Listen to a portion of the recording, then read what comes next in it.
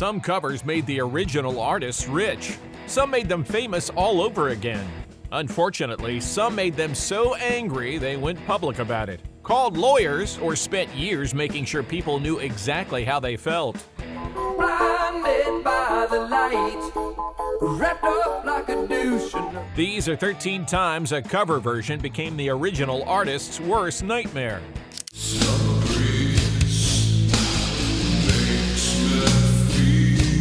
Number 13. You Really Got Me, The Kinks, covered by Van Halen. You got me now, you got me so I don't know what I'm doing. Before Van Halen made You Really Got Me their 1978 debut single, it belonged to the Kinks. Released in 1964, the original was short, loud, and rough around the edges, driven by Dave Davies' slashed speaker guitar tone and Ray Davies' blunt writing.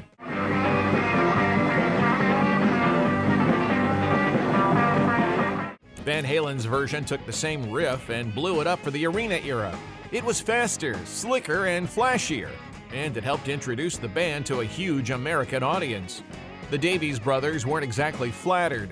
Ray later dismissed it as very middle America, while Dave said he laughed when he first heard it. He respected Eddie Van Halen's playing, but felt the cover missed the rougher spirit of the original.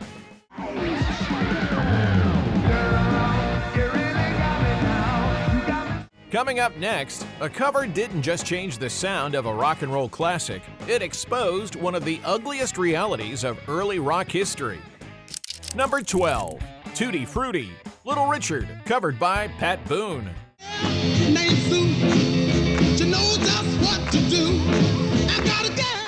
Little Richard's Tutti Frutti was one of the records that helped define early rock and roll. Released in 1955, it was loud, wild, and unmistakably his. But in that era, black R&B and rock records were often covered by white pop singers for a wider mainstream audience.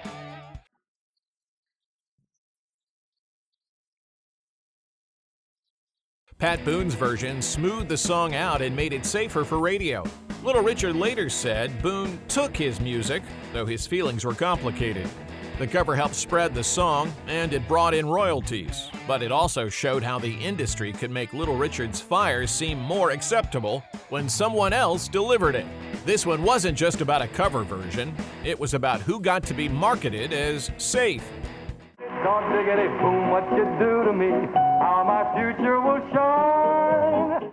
Coming up next, a soft rock classic gets dragged into gothic metal territory, and the original writers made sure the first version didn't survive. Number 11. Summer Breeze, Seals and Crofts, covered by Type O Negative. Summer breeze makes me feel fine, flowing. Seals and Crofts released Summer Breeze in 1972, and its whole appeal was in the title. Warm, gentle, and easygoing. Type O Negative took it somewhere else in 1993. Their version was slower, heavier, and built around Peter Steele's deep voice and the band's gothic metal sound. But the original version they recorded went further. Steele rewrote the lyrics, retitled it Summer Girl, and turned the song into something much cruder.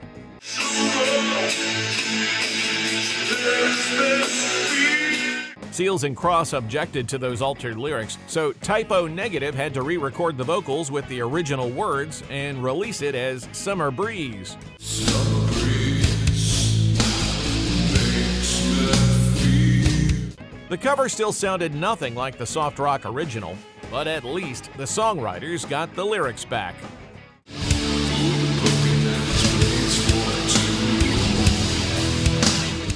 Two more before the top 8.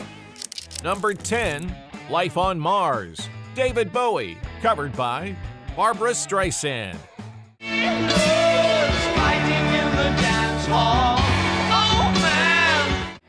Life on Mars is one of Bowie's most ambitious songs, recorded at Trident Studios in 1971 and later regarded by many fans as one of his finest. In 1974, Barbra Streisand covered it for her album Butterfly.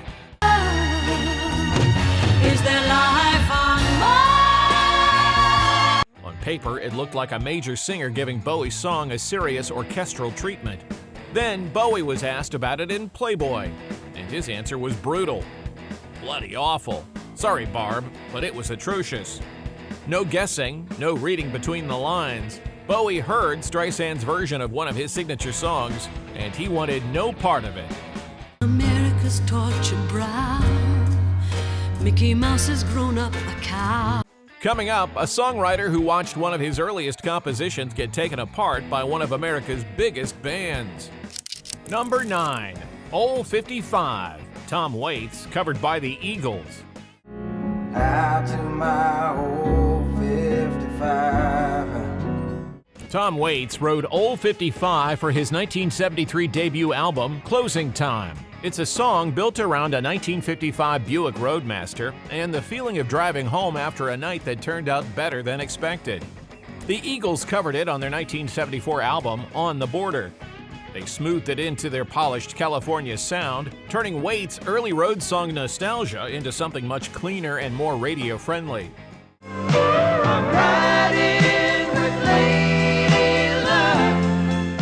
Waits was not impressed. In a 1975 Washington radio interview, he said he was not particularly crazy about their rendition and called it a little antiseptic. A year later, speaking to NME, he went even further, saying the Eagles were about as exciting as watching paint dry and that their albums were good for keeping dust off your turntable. God knows I was feeling fine. Next, a Beatle hears another band rush out his song and calls their version rubbish. Number 8, If I Needed Someone, George Harrison, covered by the Hollies. If I needed someone to love. By 1965, Harrison had spent years watching Lennon and McCartney dominate the Beatles' songwriting credits. If I Needed Someone was his strongest composition to that point, a jangly track whose guitar figure was based partly on Roger McGuinn's riff from the Byrds' The Bells of Rhymney. If I needed someone. The Hollies covered it and released their single on the same day Rubber Soul came out in Britain, December 3rd, 1965. That put Harrison's new song in direct competition with someone else's version almost immediately. An NME reporter asked him about it while the Beatles were on tour, and Harrison didn't soften the answer. He called the Hollies version rubbish and said they had spoilt it. Then he twisted the knife, saying they sounded like session men who had just met in the studio. If I needed someone. If I needed someone. Number 7 involves a songwriter who later described his own reaction to a cover as snotty and horrible. Number 7, Allison, Elvis Costello, covered by Linda Ronstadt. Elvis Costello wrote Allison for his 1977 debut album, My Aim Is True. His single didn't chart, but the song quickly became one of the defining pieces of his early career. Linda Ronstadt recorded it for her 1978 album, Living in the USA, a massive #1 album that sold in the millions. Costello later admitted Ronstadt's recording helped keep petrol in his tour bus when his own career was still running on much smaller money. At the time, though, he was not gracious. He dismissed Ronstadt's take on his work as sheer torture and a waste of vinyl, then later admitted he had been snotty, punky, and horrible about it. The money helped, the pride took longer. Touch me now. You say you don't. Next, a punk anthem that was supposed to sound like Britain falling apart, until an American hard rock band turned it into something the original singer laughed off as a failure. Number 6, Anarchy in the UK, Sex Pistols, covered by Motley Crue. I am an antichrist. I am an The Sex Pistols released Anarchy in the UK in 1976, with John Lydon turning confusion, anger, and an anti-establishment disgust into one of punk's defining singles.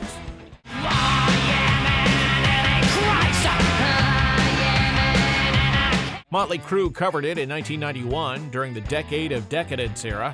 They changed the setting from the UK to the USA, swapped British references for American ones, and turned the song into glossy hard rock.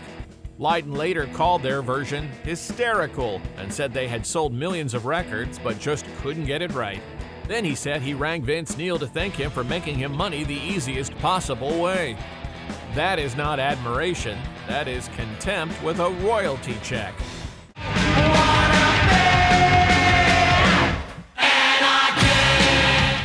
We are in the top 5. Number 5 involves a guitarist who got nothing while his riff made a fortune for someone else. Number 5. Every Breath You Take, I'll Be Missing You. The Police, reworked by Puff Daddy. Every breath you take, and every move you. This entry is not about Sting. He was the sole credited songwriter on Every Breath You Take. But the guitar part most people recognize was created and played by Andy Summers. In 1997, Puff Daddy built I'll Be Missing You around a replayed version of that part as a tribute to the notorious B.I.G. To everyone that has lost someone that they truly love. Because the money flowed through the songwriting side and Sting was the name on the copyright, Summers had to watch his most famous guitar figure become the backbone of another global hit without a writing share. He later called it the major ripoff of all time. And decades later, the royalty fight still wasn't dead. In a broader police royalties dispute, Summers and Stuart Copeland sued Sting in London's High Court. This story is not about artistic discomfort. It is about a guitarist hearing his signature part generate a fortune while the paperwork pointed somewhere else.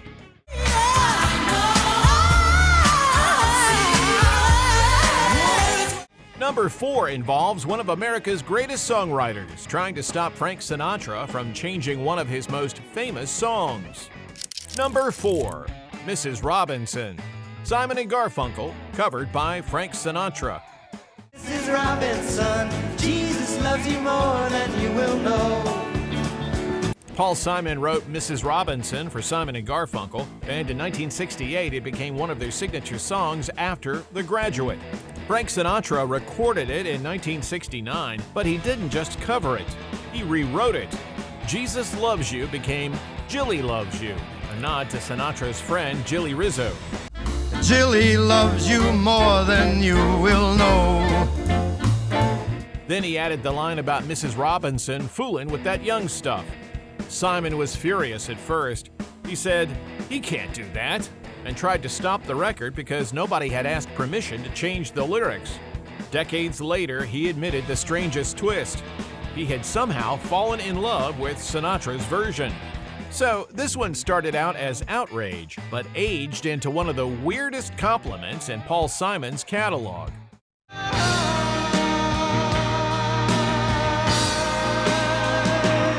3 left. At number 3 is a cover that turned one of Bob Dylan's starkest songs into an arena ritual and left Dylan sounding deeply unimpressed.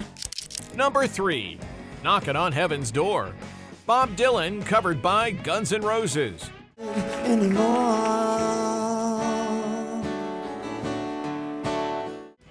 Dylan wrote this in 1973 for Pat Garrett and Billy the Kid. 2 short verses, 4 simple chords, a dying lawman. The simplicity was intentional. Guns N' Roses had been playing it live since the late 80s. Their studio version first appeared on the Days of Thunder soundtrack in 1990, then on Use Your Illusion 2 in 1991. What came back was a much bigger production, with solos, crowd-style call and response, and Axl Rose turning Dylan's quiet death scene into an arena sing-along. Axl later claimed Dylan encouraged them to record it because, in Dylan's words, he just wanted the money. But Dylan's public reaction was colder. He said Guns N' Roses and Slash were okay, but their version reminded him of Invasion of the Body Snatchers, making him wonder who had become a clone and who had stayed true to himself. My guns into the ground. Next, a Who classic gets cleaned up for the 2000s, and the songwriter reportedly thought it damaged the song itself. Number 2, Behind Blue Eyes. The Who, covered by Limp Bizkit. Behind blue eyes, no one knows. Pete Townsend wrote Behind Blue Eyes for Who's Next in 1971, after it began life inside his abandoned Lifehouse project. It was written from the point of view of a damaged, angry character, someone who looks cruel from the outside but is breaking down underneath. That tension is the whole song. The quiet verses pulled you inward. Then the heavier section finally lets the anger out. Limp Bizkit released their version in 2003, and commercially, it worked. Behind blue eyes, and no one knows. It reached #1 in Sweden and the Czech Republic and became one of their biggest international singles. But their cover removed the explosive release that made The Who's original so powerful, replacing it with a smoother, flatter ballad and a speak-and-spell style bridge. Townsend was widely quoted as calling it an embarrassing effort that discredits a fine song. The songwriter wasn't just annoyed by the cover. The reported complaint was that it damaged the song itself. No one knows what it's like to be the bad man. Now for #1, a cover that didn't just frustrate its original artist, it replaced him in the ears of an entire generation. #1, Blinded by the Light, Bruce Springsteen, covered by Manfred Mann's Earth Band. And she was blinded by light.